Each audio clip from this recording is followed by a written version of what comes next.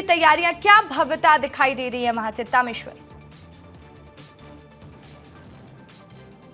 बिल्कुल रसिका जी, कल जब गृह मंत्री अमित शाह जी जगदलपुर आएंगे और जगदलपुर आने के बाद नेतानार जाने के बाद जन सुविधा केंद्र का उद्घाटन करेंगे, उसके बाद जब गृह मंत्री जी वापस आएंगे तो उन शहीद वीर जवानों को श्रद्धांजलि देंगे जिन्होंने नक्सल मोर्चे पर शहीद हो गए हैं। उसकी तैयारियां देख सकते हैं रसिका जी। जो बस्तर आईजी है पी सुंदरराज जी, वो आए हुए हैं और तैयारियां चली है रिहर्सल की कि कल जब अमित शाह जी यहाँ श्रद्धांजलि देने आएंगे तो शहीद वीर जवानों को जो है नमन करेंगे, क्योंकि ये जगदलपुर का अमर वाटिका है जहां हजारों जवान जिन्होंने नक्सल मोर्चे पर अपना खून देकर जो है बस्तर में शांति बहाल किया है, उन जवानों के नाम जो है आप देख सकते हैं पूरे इस लंबे से एक पट्टिका में उन जवानों के नाम लिखे हुए हैं। और यही कल गृह मंत्री अमित शाह जी आएंगे और इन वीर शहीद जवानों को जो है यहाँ श्रद्धांजलि देंगे। उसकी तैयारियां आप देख सकते हैं, बस्तर आईजी उसका निरीक्षण कर रहे हैं कि किस तरीके से यहाँ तैयारियां है। जब गृह मंत्री अमित शाह जी यहाँ पहुंचेंगे तो क्या क्या तैयारियां हैं, किस तरीके से जो है जवानों को श्रद्धांजलि देंगे, उसकी तैयारियां जो है, तैयारियों का रिहर्सल यहाँ जारी है।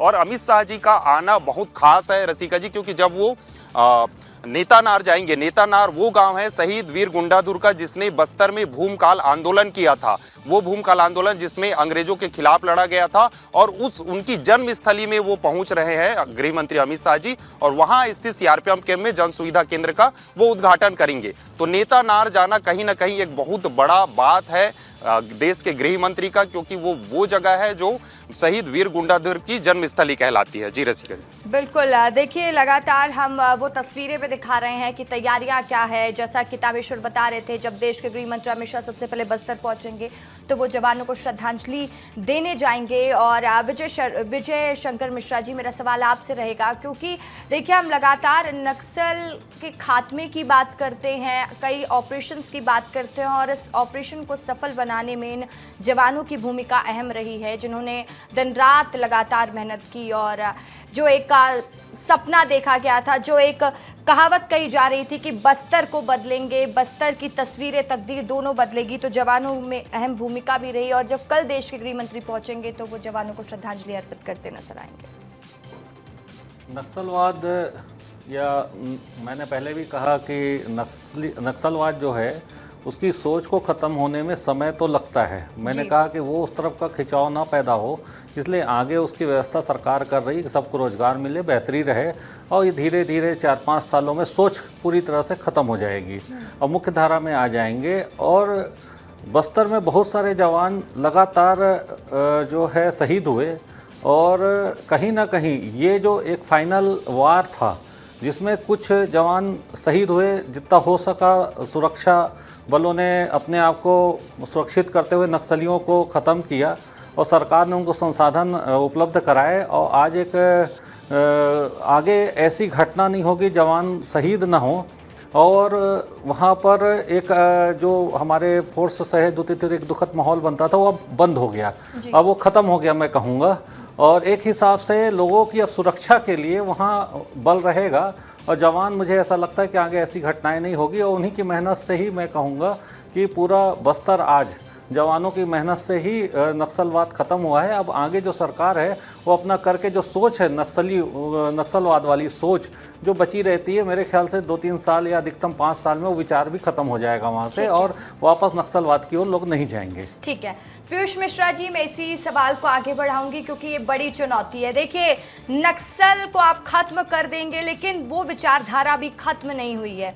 उस विचारधारा को पनपने से कैसे आप लोगों को रोकेंगे, क्योंकि लोगों को अब विकास भी देना भी बहुत बड़ी चुनौती है। ये तो आप कैसे समझ पा रहे हैं कि सरकार के लिए कितना बड़ा चैलेंज होने वाला है? देखिए, थोड़ा सा मैं इसको एक पॉजिटिव नोट पे ले जाना चाहता हूँ। ठीक है, नक्सलिज्म खत्म नहीं हुआ है, लेकिन आप जर्म्स के कैरियर को ही यदि खत्म कर देंगे तो जर्म्स अपने समय पे खत्म हो जाएंगे। तो ये एक बहुत बड़ा एक स्ट्रक्चरल एलिमिनेशन, जैसे मैंने कहा, वो नक्सलिज्म का ऑलरेडी शुरू हो गया है, जो अपने लगभग एक फैग एंड पे है और इवेंचुअली वो खत्म हो जाएगा। आज हम दावे से इस चीज को कह सकते हैं। आप यदि इनिशियली एक 45 साल पहले के बस्तर को देखें तो एक अपने आप में सिंगल डिस्ट्रिक्ट का वो बस्तर हुआ करता था जो 40,000 स्क्वायर किलोमीटर का था। वो कई बार ये बात आई गई है कि कई स्टेट्स हमारे हैं, उससे वो बड़ा अपने आप में एक जिला रहता था।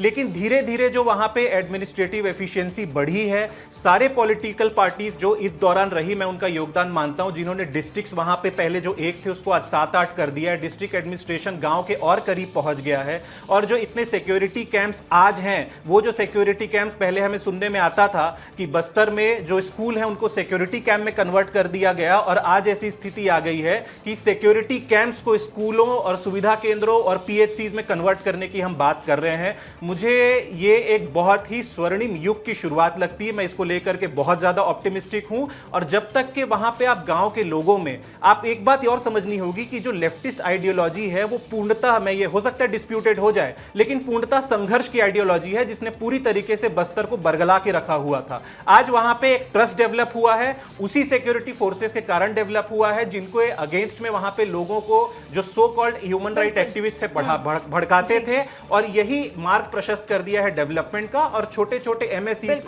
के माध्यम से। पीयूष मिश्रा जी, आपने बहुत बखूबी इस बात को रख दिया है कि चलिए आप इस बात को कहेंगे कि नक्सलवाद खत्म हुआ या नहीं हुआ, तो जो पनपा रहा था और जिस तरीके से इस विचारधारा को बढ़ावा दिया जा रहा था, उस विचारधारा को खत्म करने का प्रयास भी बेहतर तरीके से किया गया और उसका नतीजा भी दिख रहा है। ये कोई नो डाउट वाली बात है, क्योंकि तस्वीरें दिख रही हैं कि पहले लोग वहां पर पहुंच नहीं पाते थे। आप सोचिए कि मैं भी वहां पर पुवर्ती तक रिपोर्टिंग करने पहुंच पाई। संजय, मैं आपका रुख करना चाहूंगी, फिर मैं क्लोजिंग कमेंट के लिए उचित शर्मा जी का रुख करूंगी। संजय, क्योंकि हम लगातार हर विषय में बात कर रहे हैं, तस्वीर बदली, ये हुआ वो हुआ, अब विकास को लेकर भी नई नई पहल बस्तर के लिए की जा रही है। संजय, इस पर भी कुछ कहिएगा। देखिए, सबके मन में एक सवाल था कि जब नक्सलवाद खत्म हो जाएगा तो बस्तर में जो इतनी बड़ी संख्या में जवान हैं, लगभग 400 से ज्यादा कैंप यहाँ मौजूद है, उसका क्या होगा। तो इसका जवाब भी कल अमित शाह के दौरे के बाद साफ हो जाएगा, क्योंकि नेतानार एक ऐसी जगह जहां साल 2011 में नक्सलियों ने हमला कर 6 जवानों को शहीद कर दिया था, जिसमें उस वक्त के नेतानार के टीआई भी शामिल थे। उस नेतानार के कैंप को जन सुविधा केंद्र के तौर पर तब्दील किया जा रहा है, यानी सीआरपीएफ कैंप के आधे हिस्से में अब ग्रामीणों की मदद के लिए, ग्रामीणों के बेहतरी के लिए उसे जन सुविधा केंद्र के तौर पर डेवलप किया जा रहा है, और यही आगे की नीति है सरकार के बाकी केंद्रों को लेकर। दूसरी बात, जो एक बात चल रही थी नक्सलवाद और नक्सलवाद की विचारधारा को लेकर, तो देखिए सरकार ने भी अपनी बात में बदलाव किया। सरकार ने भी बात के समय में कहा कि हम नक्सलियों की 31 मार्च 2026 तक आर्म्ड कैडर को खत्म करने वाले हैं। नक्सली विचारधारा की बात की जाए तो आज भी अगर आप तेलंगाना के कुछ हिस्सों में जाते हैं, खासतौर पर नॉर्थ तेलंगाना में, तो वहां आपको गांव के बीचों बीच बड़े नक्सली स्मारक नजर आएंगे। वहां नक्सल विचारधारा आज भी काफी मजबूत है, और किसी विचारधारा के खिलाफ आप सीधे तौर पर लड़ाई जो है उसे लड़ना काफी मुश्किल हो जाता है। अंतर यह है रसिका कि आज देवजी जैसे सबसे बड़े नक्सली भी कहते हैं कि हम लोकतांत्रिक व्यवस्था में शामिल होकर चुनाव लड़ेंगे। तो ये जो बदलाव आया है, इसी बदलाव की तैयारी सरकार शायद कर रही थी, और ये बदलाव आज सीधे तौर पर जमीन पर नजर आता है कि वो नक्सली जो इतने सालों तक लोकतंत्र का विरोध करते रहे, वो आज ये कहते हैं कि हम भी लोकतांत्रिक व्यवस्था में आकर चुनाव लड़ेंगे, और लोकतांत्रिक तरीके से समाज में बदलाव जो हम लाना चाहते हैं, वो बदलाव हम आगे उस लड़ाई जारी रखेंगे। तो ये वो बदलाव है जिसे हमें बार बार रेखांकित करना चाहिए। रसिका, बिल्कुल। उचित शर्मा जी, अब मैं आपका क्लोजिंग कमेंट चाहूंगी, ऑल ओवर सम अप करके बताइएगा।